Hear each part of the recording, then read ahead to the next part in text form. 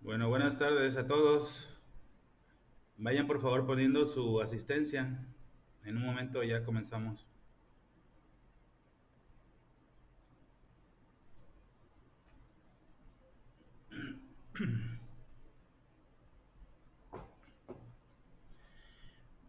Bueno, para los que ya pusieron su asistencia y ya están acá, pues recordarles así rápidamente que aquí están los lineamientos que ustedes deben de seguir, que se los vamos a estar poniendo durante muchos días hasta que nos quede así súper grabado cuáles son las condiciones que tenemos que seguir. Recordarles que hoy en el caso de ustedes, que son el grupo de tercero A, vamos a tener la sesión número 5 de literatura. Y que tal como les había comentado en la clase pasada, vamos a hablar acerca de narrativa y que vamos a poner un ejemplo para contextualizar la narrativa. Y este ejemplo es la narrativa de un cuento que vamos a analizar el día de hoy. Y bueno, pues vamos a comenzar ya con la sesión. Les voy a poner la diapositiva. Nos corresponde el día de hoy la sesión número 5. La anterior sesión, y me voy a detener aquí para ponerles en dónde nos quedamos. La anterior sesión hablamos acerca de los elementos de la literatura y el último de ellos, el séptimo de ellos, era la narrativa. Y sobre esa narrativa es que nos vamos a ir con la clase del día de hoy. Hoy haremos este análisis. Voy a darle la palabra al que alzó la mano.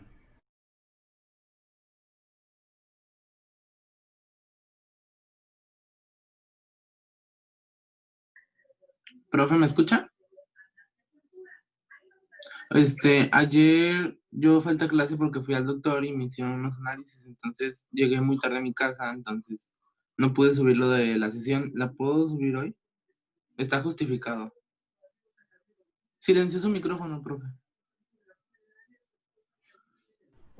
Gracias. Nada más hazle Sí, de conocimiento al coordinador, a la coordinadora, y yo sin ok. problema. Y la clase la puedes recuperar en YouTube. Sí, gracias. De nada. Que te mejores.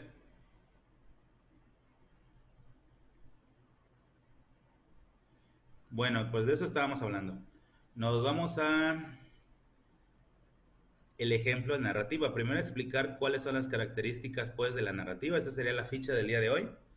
Es la sesión número 5, el tema narrativa.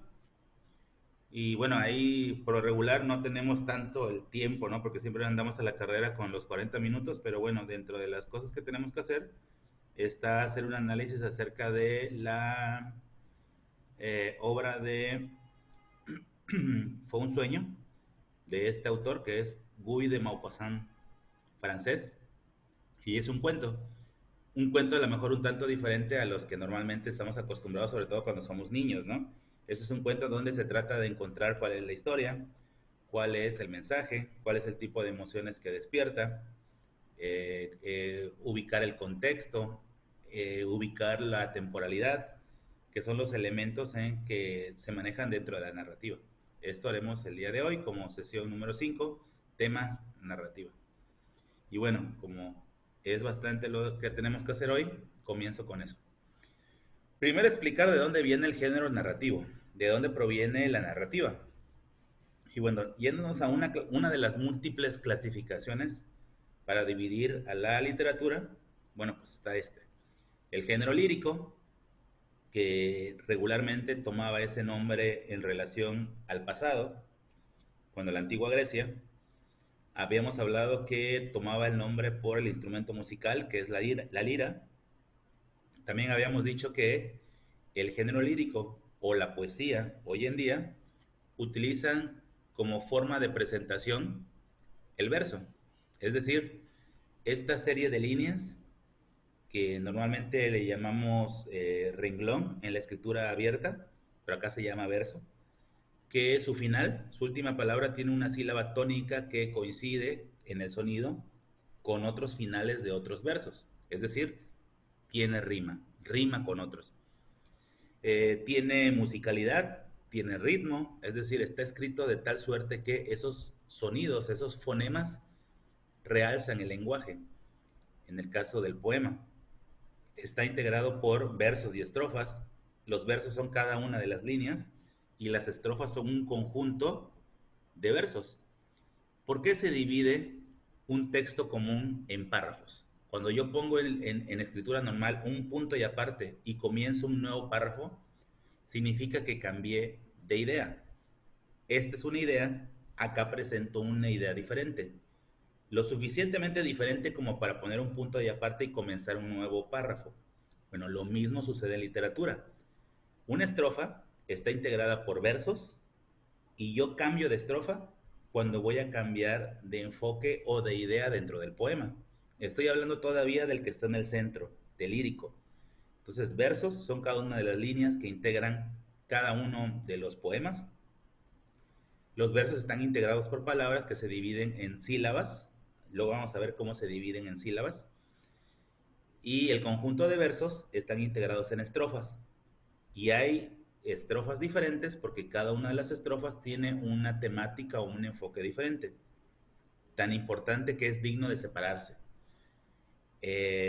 Los elementales del género lírico hoy en día es el poema y es la canción.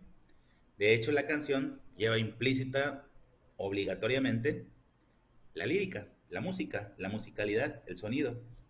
Mientras que los poemas pueden ir acompañados de sonido o no, y la interpretación la hace el declamador. En el caso de la canción, pues es el intérprete, el artista que la ejecuta, y quedamos que el que la escribe se llama compositor. Nos vamos al siguiente, al que está a su derecha, que está en un color diferente al rojo, que es el color morado, el género dramático. Llamado antiguamente así, hoy en día generalmente lo asociamos con el teatro. No es otra cosa más que la evolución que ha llegado al punto del teatro. Este se representa, bueno, se utilizaba para representar situaciones, historias.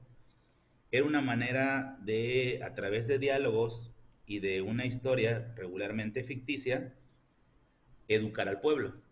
Al menos en un principio en la antigua Grecia. Nacían los primeros artistas, aquellos que llevaban a la representación los diálogos que se hacían por escrito. Está dividido por actos o escenas. Los actos o escenas equivalen a una novela, por ejemplo, a los diferentes capítulos que consta cada una de ellas.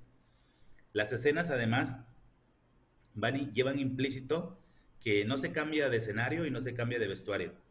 Cuando hay ese cambio profundo, radical, se hace una cerrada de telón, se hace un oscuro y se cambia el escenario, se cambia la escenografía, se cambia los muebles y esas son las diferentes escenas.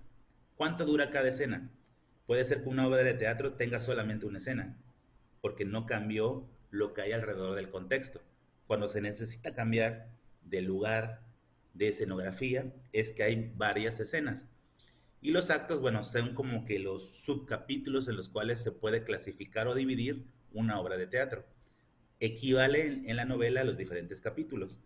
Hoy en día el género dramático normalmente le llamamos teatro, aunque hay personas todavía que siguen consumiendo la forma escrita, que es el guión o libreto, el guión de teatro o el libreto de teatro. A mí particularmente no me gusta el teatro, bueno, el guión de teatro. Sin embargo, tengo varios libros, sobre todo los Romeo y Julieta, toda la saga de Shakespeare en libro, pero es muchísimo mejor ver la representación, se te queda más, tiene más impacto. Por otro lado, vamos a ver las que están en color naranja. Estamos hablando del género narrativo. El género narrativo, que es el tema de hoy, relata sucesos. Yo les voy a contar una historia. Es una historia de amor, pero luego el final va a ser un tanto diferente. Eh, Además, incluye momentos o elementos importantes, que es el inicio, donde se presenta la situación. Luego viene un nudo. El nudo es la problemática que se desarrolla. Ojo con mi narrativa, porque tenemos que encontrar todos estos elementos cuando yo esté narrando el cuento. Tenemos que encontrar el inicio, el contexto. Tengo que saber cuál es el nudo o el problema central del que versa la narrativa. Y por último tiene un desenlace. Ese desenlace a veces es bueno y a veces es malo. El de hoy, el desenlace de la narrativa que les voy a hacer el día de hoy, causa estupor, es decir, causa sorpresa, asombro, no te lo esperas. Además, el género narrativo generalmente está dividido en párrafos, no en estrofas, lo que significa que está escrito en qué? En prosa.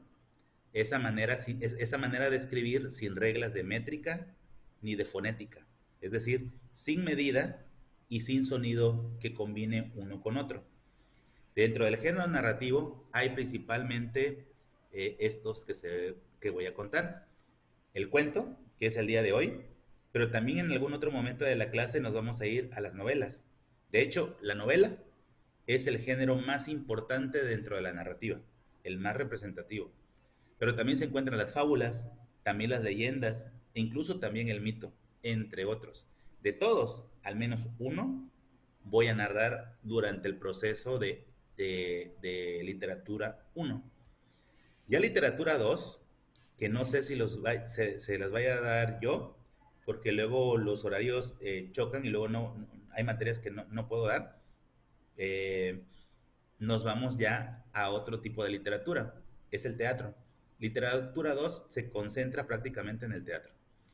Ahora, lo que acabo de decir es nada más para hacer una diferenciación y una presentación entre lo que es el género narrativo y los otros dos géneros, la lírica y el género dramático. Pero ojo, ustedes durante mi narración tienen que encontrar cuál es el suceso, cuál es el inicio, que tiene que ver mucho con el contexto, con el presentarte los personajes, cuál es el nudo o cuál es el problema o el conflicto que trae consigo la narrativa y cuál es el desenlace, que en este caso va a ser muy evidente. Y bueno, esas son las generalidades de lo que es el género narrativo. Me paso a la siguiente, espero que ya hayan podido tomar nota de esto. Esta de acá. Hablando ya de narración, ¿cuáles son los elementos de la narración? Los que valdría la pena identificar. Primero, el narrador. Hay dos tipos de narradores. Yo, en esta narrativa, soy un narrador externo. ¿Por qué? Porque estoy simplemente contando lo que sucedió.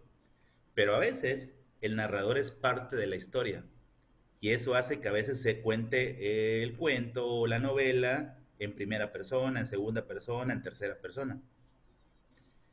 En este caso es un narrador externo, pero hay novelas o hay cuentos en donde el que está narrando o describiendo lo que sucede es parte de la historia, es un personaje más de la historia. Otro son los tipos de personaje. Hay personajes protagonistas. En el cuento de hoy hay dos. Y hay personajes secundarios. En el cuento de hoy hay uno. Y hay otros que son incidentales, que nada más se citan, pero incluso no se cita ni su nombre, simplemente se habla de manera como generalidades. Son incidentales.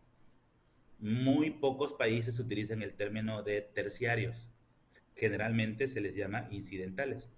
Y nosotros vulgarmente le decimos de relleno, ¿no? Son aquellos que si se va a montar una obra y no aparecen, no llegan, no pasa nada con la obra sigue adelante.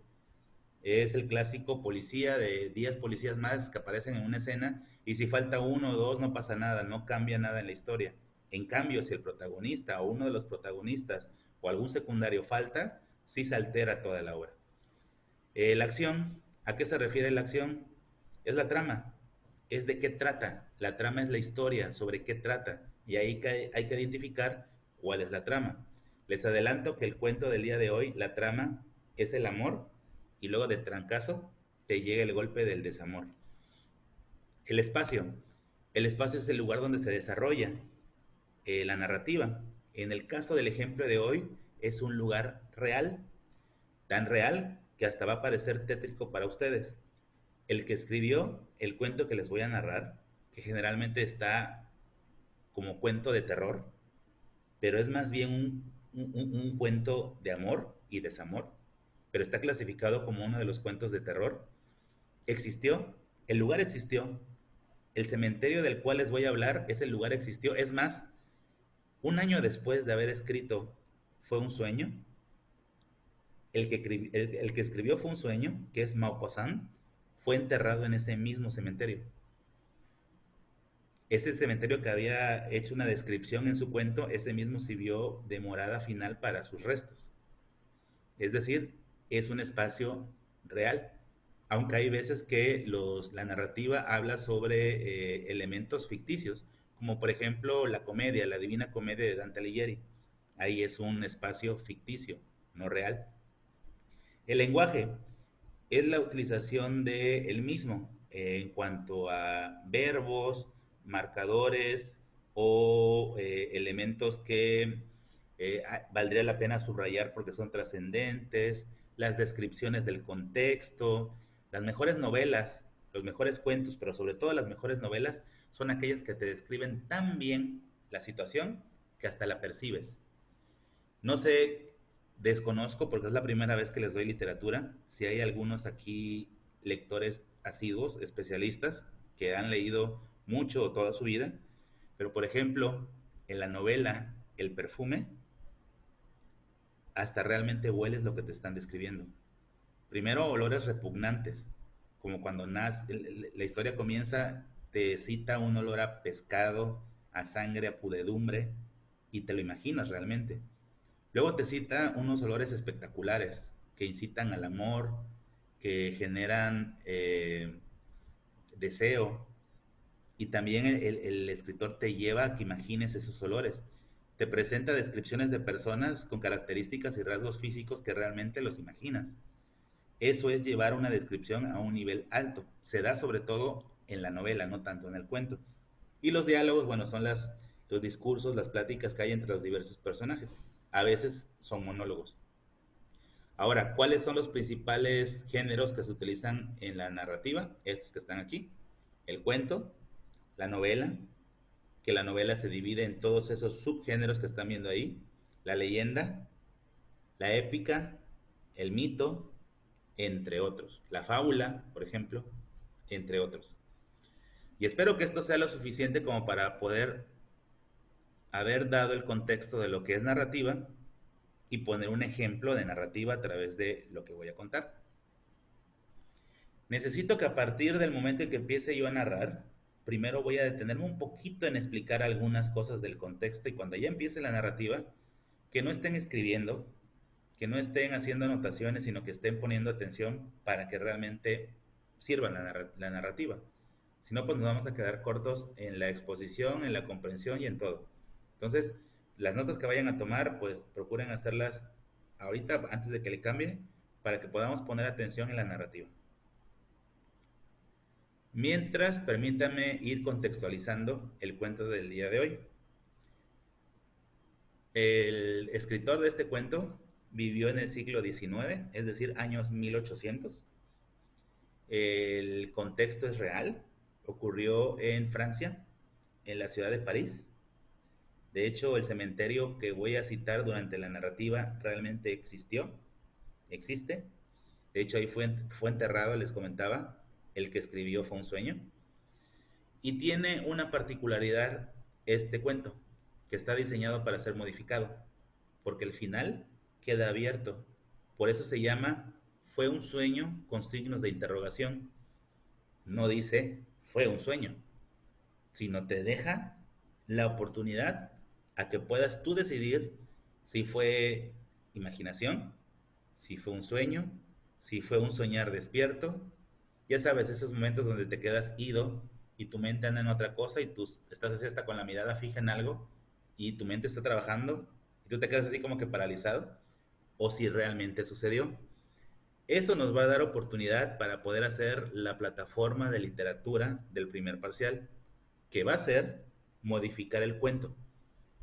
Y ya ustedes sabrán si fue un sueño, si no fue un sueño, y pueden modificar parte de los elementos como el tipo de narrador, si los personajes cambian, si hay un nuevo personaje, la trama, si va a tener un final diferente, porque habrá quien no les va a gustar, habrá quien sí les va a gustar el final. Pueden utilizar un espacio diferente, pueden hablar acerca de México, Veracruz, donde ustedes quieran. Pueden hacer modificaciones en la historia original. Este cuento por eso fue seleccionado para la clase, porque deja la oportunidad abierta de ser modificado y que ustedes puedan crear un nuevo cuento. Si lo hacen bien, estaremos hablando de que va a ser una de las primeras obras literarias que hagan. Ojalá que lo hagan bien.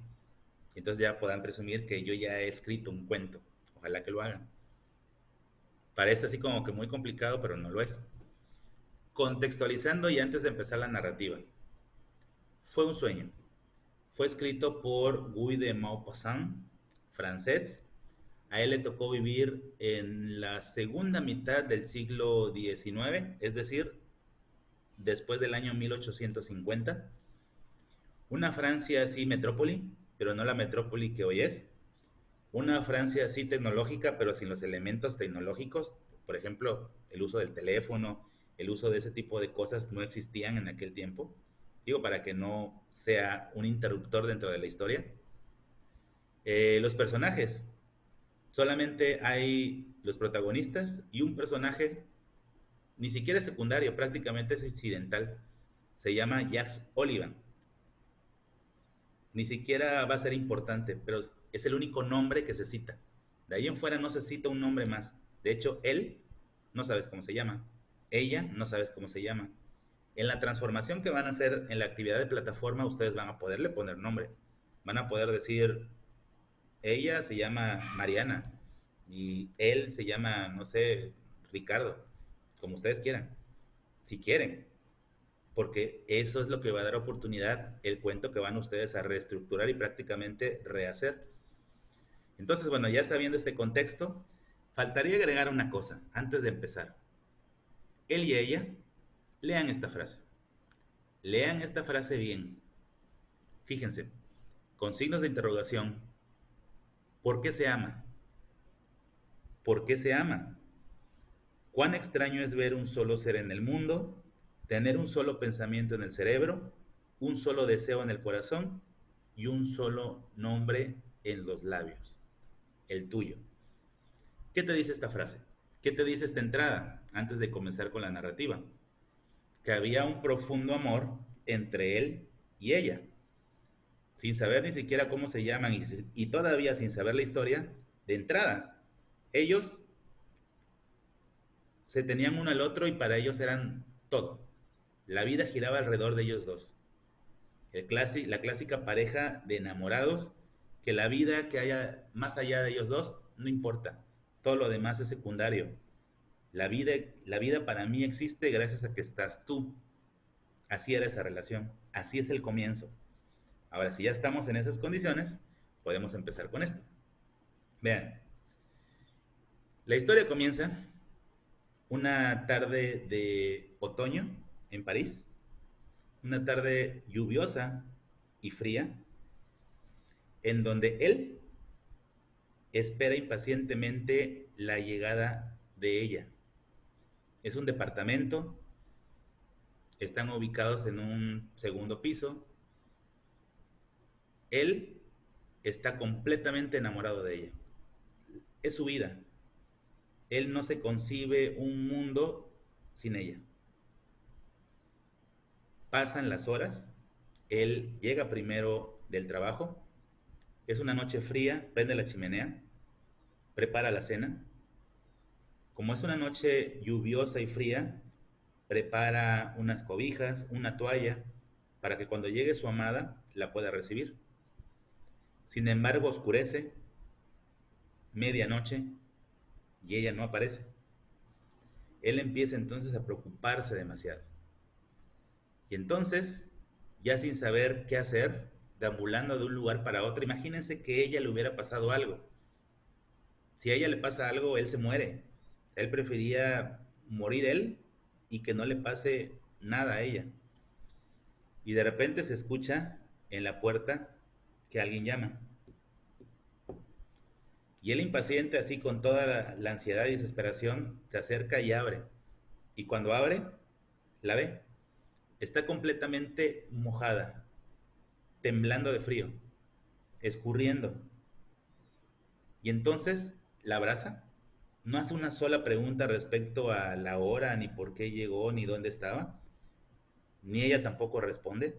Simplemente la cobija, la seca, la acerca a la chimenea, calienta agua para ponerla en sus pies, calienta la sopa para poderla reconfortar un poco y simplemente hay un silencio cómplice que es normal entre las personas que realmente se aman. No se necesitan explicaciones, simplemente se necesita el apoyo de uno con el otro. Habrá momento para que le diga qué es lo que pasó. Simplemente él trata de reconfortarla. Por fin ella duerme. El problema es que al siguiente día, al amanecer, él va a buscarla y la ve que ha enfermado. Está ardiendo en fiebre. Y conforme pasan las horas, ella empeora. Nadie sale a trabajar. Llaman a los médicos.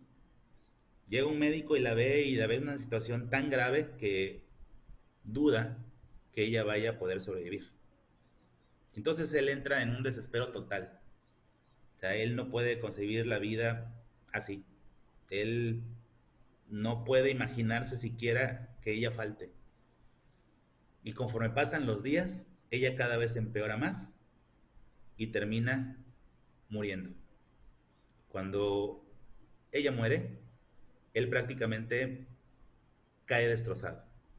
Su mente evade la situación. Ni siquiera recuerda el funeral. Recuerda muy vagamente cómo la familia, los amigos le preguntaban, ¿qué ropa quieres que le pongamos para el funeral? ¿De qué color quieres la caja para que la enterremos? ¿En qué lugar se va a enterrar? Ni siquiera sabe qué respondió. Su mente estaba en otro lado. Él estaba en un completo abismo. Él no quería existir. Él quisiera estar metido en esa caja y estar abrazado a ella y que los enterraran juntos. De hecho, lo intentó, pero la familia lo impidió. Y de repente, el olvido. No sabe más qué pasó.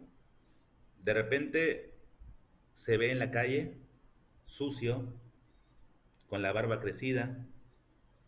Han pasado días.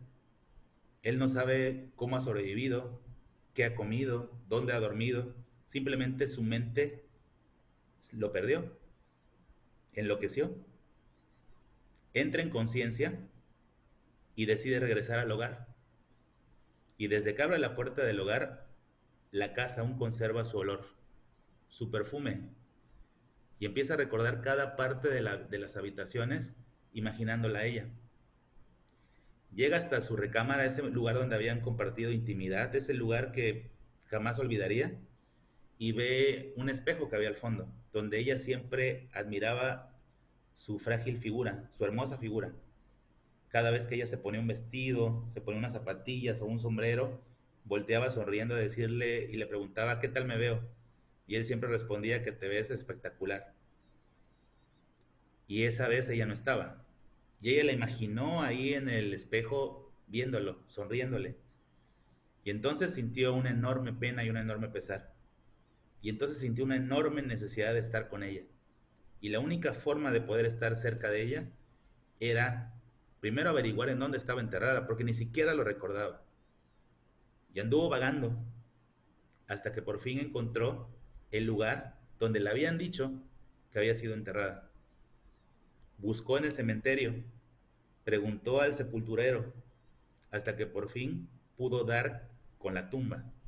De ahí estuvo, llorando, sin decir palabras, recordándola, añorándola. Y llegó el momento en donde el día oscureció, el día se nubló, una tremenda neblina propia de una tarde-noche de otoño en París. Y el señor sepulturero, los encargados del cementerio, iban avisándole a la gente que tenían que retirarse. Y él, como no podía dejar sola a su amada, decidió esconderse en el fondo del cementerio, oculto entre las demás tumbas, donde nadie lo pudiera ver, donde nadie lo pudiera localizar y exigirle que se fuera. Él no podía abandonar a su amada. Y ahí se escondió. Cuando por fin cayó la noche, no veía más allá de su nariz. Era una completa oscuridad, neblina, que no pude identificar cómo regresar a la tumba de su amada. Vagó por todo el cementerio. Pasaron minutos, tal vez horas, desfalleció, despertaba por el frío, tiritando de frío, y nuevamente intentaba encontrarla y buscarla y no podía. Y ya cansado de tanto buscar, en un momento se sentó en una tumba. Y estando ahí sentado, tratando de orientarse, tratando de ver algo, sintió un temblor, un pequeño movimiento, una pequeña vibración, y luego un tronido. Y de repente fue más evidente. Él pensó que era producto de sus alucinaciones, de su debilidad, de sus delirios, pero no. La cripta donde estaba él sentado se quebró, se abrió, se partió el mármol.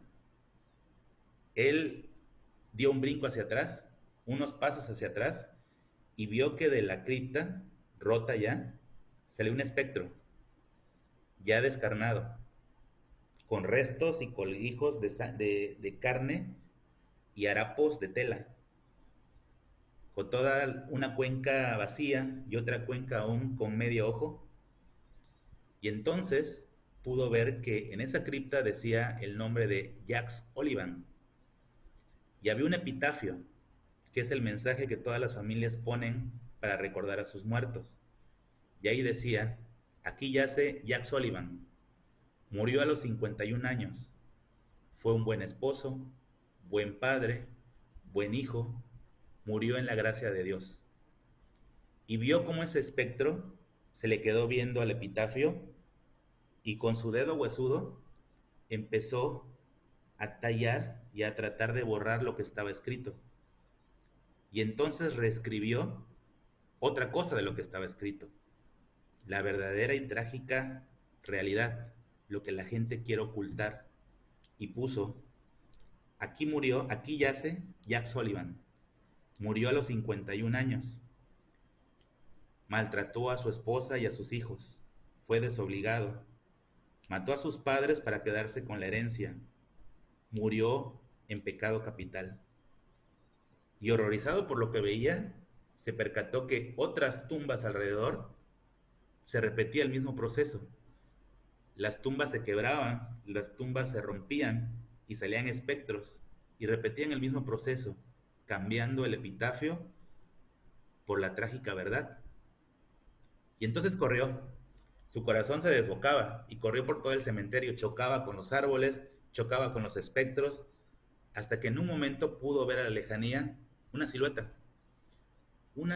que le pareció conocida, un vestido que le pareció conocido. Era ella, era su amada. A unos metros de distancia la vio, a pesar de la neblina, e intentó acercarse como pudo, entre el terror que le daba el lugar y el amor que sentía por ella. Y cuando se acercó, tuvo la certeza de que efectivamente era ella. Aún conservaba su belleza. Y al igual que los otros muertos, ella también estaba borrando su epitafio. El epitafio decía, amó y murió amando.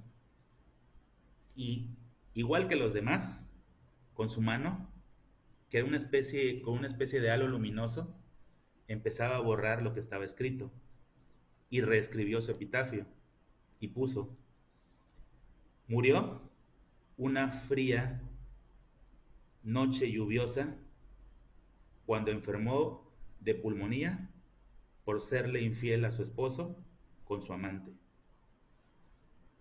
Y en ese momento cayó desmayado. A la siguiente mañana despertó con los primeros rayos del sol, estaba en las puertas del panteón y se preguntó si esto realmente había sido un sueño. Y ahí termina el cuento. ¿Qué intención comunicativa tuvo Maupassant hablando, regresándome a este de aquí? A este de aquí. Crea una historia. Hay un tipo de narrador. El cuento original está narrado en primera persona, lo que significa que él es el que está contando. Yo lo narré en tercera persona. Él lo contó en primera persona, es un narrador interno. Los personajes son dos protagonistas, él y ella, y un personaje muy alejado, que es Jack Sullivan, el único nombre que se menciona. La historia habla el amor, sobre el amor profundo entre dos personas, pero también habla acerca de la traición, pero también habla acerca de la deslealtad y también habla acerca del castigo. El castigo que a veces no infringe Dios, a veces el castigo nos lo ponemos a cuestas nosotros mismos. También habla acerca de un espacio, que en este caso era un lugar real, París, Francia, cementerio real. En el caso del lenguaje, pues se utilizan marcas literarias como personajes, historia, la emoción, el final, el final que no sé si todos se lo esperaban, pero si estuviéramos en clases presenciales, a lo mejor muchos hubieran dicho, ah, esta mujer, por decir buenas palabras, porque después de todo lo que escuchas de qué tanto él la amaba, pues nos parece tremendamente injusto que terminara así, que todo fuera porque ella salió a serle infiel. Y bueno, está diseñado así el cuento para dejarlo abierto, para que nosotros, en este caso ustedes, más adelante, no ahora, no es parte de la sesión 5, mucho más adelante como actividad de plataforma puedan rehacer el cuento. Pueden cambiar esto, pueden cambiar el nombre de los personajes, pueden cambiar la historia final. Si no les gustó que ella fuera infiel y quieren que él sea el malo, lo pueden hacer. Quieren que realmente haya sido un sueño. A lo mejor que no tenían una buena relación y después de esto él cambió, entró en conciencia, no sé, lo que se les ocurra. Y los que se atrevan a poder alzar la manita, hacer cita, porque se va a tener que hacer cita un día antes y tener participación y hacer una narrativa como la que yo hice, pues pueden tener porcentajes que pueden ir del 5 al 10%, que se puede acumular y puede terminar permitiéndoles hacer una extensión, por ejemplo, del examen o de alguna plataforma, si así lo desean, o ponerlo como un punto si es que fuera faltante. Eso entonces es lo que se va a hacer como actividad de la sesión número 5, es simplemente hacer el resumen de la narrativa que yo hice sobre Fue un sueño. No se modifica aquí, ¿eh? Aquí es el resumen fiel de mi narrativa, además de esto. Y ya en la plataforma es cuando vamos a transformar el cuento en hacer algo diferente. Sí, estoy leyendo ahí que sí, esta mujer se pasó. Bueno, algunas cosas que pues no voy a decir, pero pues sí, sí se pasó. Pero bueno, acuérdense que es un cuento. Sí, luego es muy curioso que dice que la gente se enoja, ¿no? Es una invención, o sea, es algo literario, es algo que no existió realmente.